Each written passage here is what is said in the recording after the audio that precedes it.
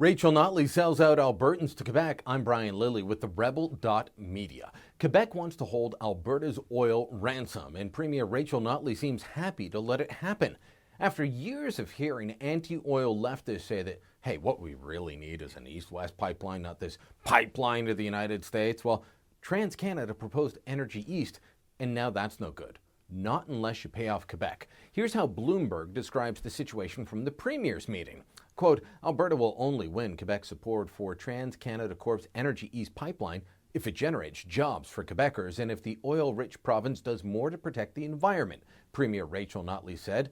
Couillard understands energy is a key driver of Canada's economy and that pipelines are ultimately the best way to move that product, Notley said. What they need to see is some meaningful action with respect to environmental protection and climate change, and it needs to make economic sense for Quebec, Notley said. Those are not unreasonable standards. Well, her answer is an unreasonable standard. Let me answer this, since Premier Notley seems unable to. Without Alberta booming or a similar boom in another economy in Canada, Quebec is broke, dead in the water. They're unable to pay their bills. I can understand Quebec Premier Philippe Couillard not noticing the fall in the price of oil all the way over there in Quebec City. But Premier Notley, well, she should really get it. She should understand. She lives in Alberta. A fall in the price of oil, the inability of Alberta's oil producers to get their products to market efficiently, whether it's through a pipeline on a southern route like Keystone XL, a western one like Northern Gateway, or an eastern one like Energy East, all that means less resource development, fewer jobs, less tax revenue, and here's where it really hurts Quebec, less money to spread around through equalization. You want to say that Alberta oil needs to create jobs in Quebec? How about the billions that come to Quebec each year through equalization? Quebec has been on the equalization dole since the program was created decades ago. Each year, it takes billions that otherwise would go to other parts of the country, be returned in tax breaks, and it spends them on their lavish government-funded social programs, like their daycare. From the government figures at the feds, in 2014-15, the government of Quebec will receive $19.6 billion in major transfers, accounting for 27% of provincial revenues. In that same time, Alberta will receive $5.2 billion in major transfers, 12% of provincial revenues for that year. Alberta's haul from the feds was for the health and social transfers only. Meanwhile, Quebec took about $9.5 billion in equalization, almost double what Alberta got for actual programs.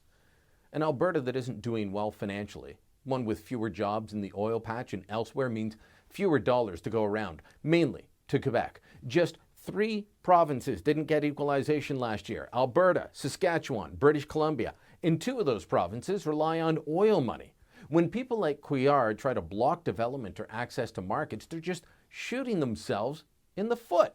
And it's not just for the equalization dollars, it's for the hundreds of millions sunk into the province in other ways. Check this out from the last federal budget. There was this goodie, $300 million to Pratt & Whitney, the aerospace company in Longueuil, Quebec. On top of that, a 2013 Conference Board of Canada study found that Quebec was 3rd in spin-off benefits among other provinces when it came to oil sands development. Here's what the report said. Many of the supply chain effects in Quebec are tied to the large businesses that are headquartered there. For example, CGI's presence likely contributes to the importance of computer services in the province, while the importance of rail transportation may be explained by CN's presence. CN operates the rail line servicing Fort McMurray.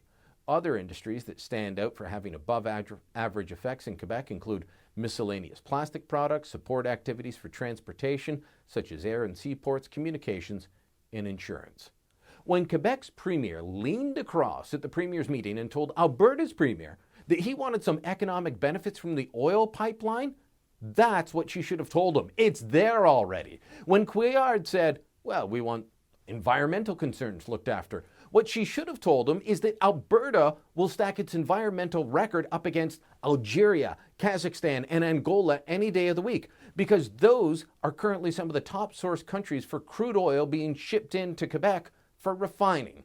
Does he hector the leaders of those countries, or does he just take their products brought in by ship down the St. Lawrence and refined near Quebec City and then sent out to other markets by truck and pipeline?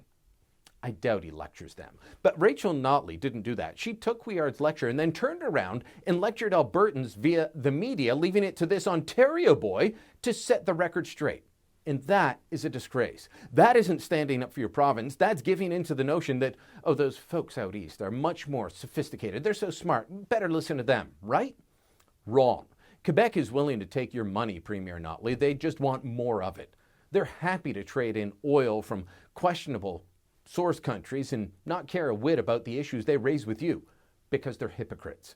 It should be you standing up for Alberta, Premier Notley, not me. You